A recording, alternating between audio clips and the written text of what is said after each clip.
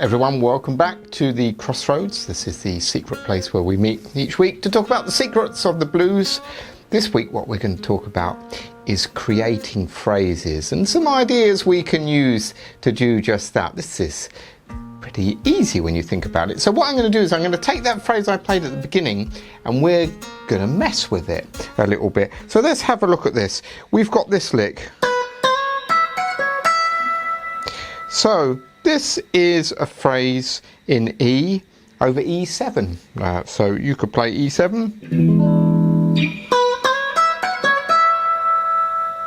All right, now, if we look at this lick, this is 12 on the B string. Slide up to 14. There's your E note there, the root. That note here, the F sharp, the 14th fret. And then back to the 14th fret on the B here, back to the E. I'm playing that with a pick, but you could do it with your fingers. Okay, now what we're going to do is we're going to alter this lick, but what we're going to do is something we've talked about before, which is a simple idea, which is preceding your end note, the end note being the E note, with a note from the scale of E. In this case, the scale of E is, you can think of it as E Mixolydian. Don't worry if you don't know what that means. It would be this scale.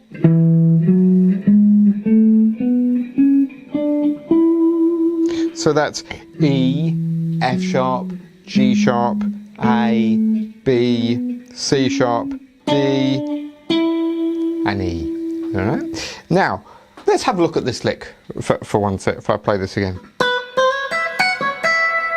Now, what is the note preceding the E? It's this note. That note is a C sharp. All right, so where does that fall within our scale? E, F sharp, G sharp, A, B, C sharp. That's the 1, 2, 3, 4, 5, the 6th note. So this kind of makes it sound very bluesy. Preceding the E with the 6 is very B.B. King-like, isn't it, that? It's a nice sound. But let's start from the beginning. Let's say we have the same lick, but instead of preceding the E with the C sharp, let's just go through the whole scale and see what sounds good. So let's start with our lick. So it's up to that point, really. Now, what if we start from the beginning? We start from the second note, which is the F sharp. There's an F sharp there. I'm playing it up here. All right, so that alters it a bit. We had, if you proceed it with the second, that sounds all right. We could do a chromatic thing here, though. That sounds pretty good. Walk down chromatically from 14, 13, 12. That's the E there. We could add a little trill at the end. That sounds pretty good. Okay, so that's the second. What if we did the third? The third note is a G sharp. If I play it here, E, F, G sharp. So not bad. What if we kind of did a very bluesy thing? Instead of slid to that G sharp, what if we bend to it? Sounds quite interesting. Here's another classic thing in the blues. So now, what did we do there? Well, we replaced the 6 with the G sharp, but we bent to the G sharp. We let down to the G, which is really mixing major and minor, because that G note isn't in the major pentatonic scale, it's in the minor pentatonic scale, isn't it? So now we're mixing major and minor. Okay, still finishing on the E, so preceding it with the third. What if we preceded it with the next note? Next note is an A, that's the 4th. 1, 2, 3, 4. There's an A there. We could do that. Not bad, that A.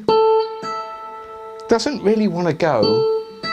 It doesn't resolve very well, does it, to that E? The A really wants to go to the third, which is the G sharp.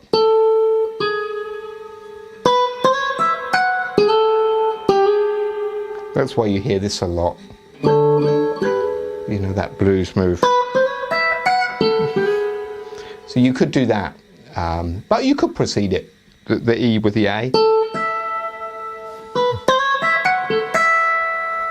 Quite interesting. Okay, what's the next note? Next note is a B note. So let's see how that would sound. Not bad. Okay, pretty good. Next note we've already done, which is the 6, which is the C sharp. Okay, and then the last note we've got in the scale, E, F sharp, G sharp, A, B, C sharp, D. So there's a D note there. Okay, not bad. So we can use that. Now, here's the interesting thing. Now what we can do is see if you can combine some of those ideas. All right, so I'm just gonna play and then we'll talk about what's going on.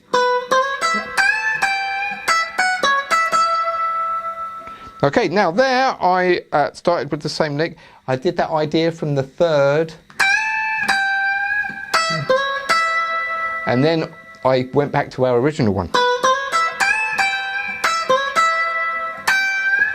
You could finish on the G sharp as well. That's quite common to finish on the third.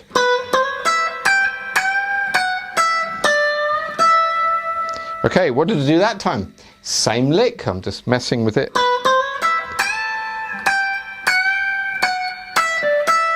So now I'm bending in the G into the G sharp, that's the major. But now instead of just going down to that minor note, to the G, I bend to the minor note.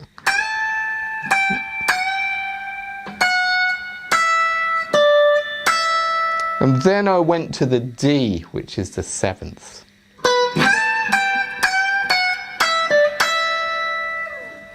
That sounds pretty good. All right, let's try another one, see what happens. Okay, that time, again, same lick. I preceded it with the G sharp, it's the same one. I don't know if you could hear that. But instead of playing it here, the G sharp, I played it there on the 13th fret, the G sharp. Let's think about that one.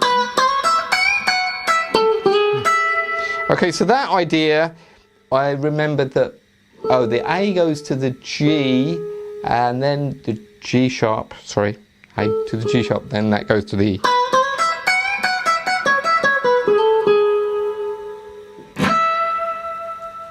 Sounds pretty good. So can you see, we're just messing with one lick, and we haven't moved positions, we're staying in the same position. But what we are doing is thinking about the scale, you know, simple scale. And how you can take a lick that you know and just use the scale to give you some ideas. Doesn't matter what you do. Obviously we're starting on the B note. Which is the 5th of E7. But you don't have to start there. See there, I started on the 4th, on the A. So I'm changing the licks now. But even if you did something really simple. See how I'm still finishing on the E note, but this time it's an E note here. Not there. And what did I do there? See, I bent the G into the G sharp. That's the G. I did that. Remember when we did that? G into G sharp to the E. Same idea there. So you're changing the octave. So what if we went? So now what I did was I played the B. Remember when we did this? sounded okay, but here, I'm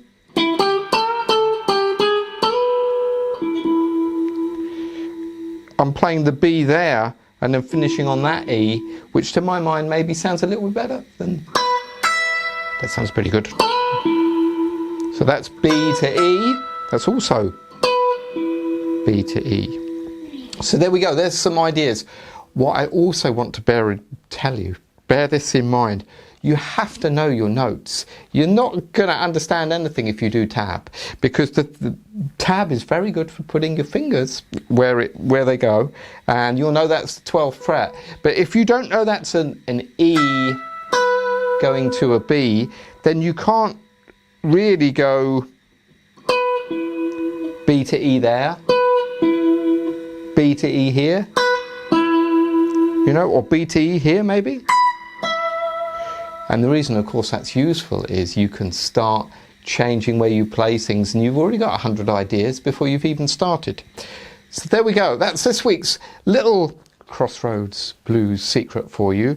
Proceed the root note, in this case the E, with a note from the scale, and don't be afraid to muck about with them.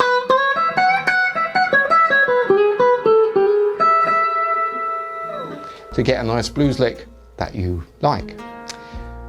Thanks so much for watching. If you've got any friends who want to join us at the Crossroads next week, do bring them along. I'll see you next time.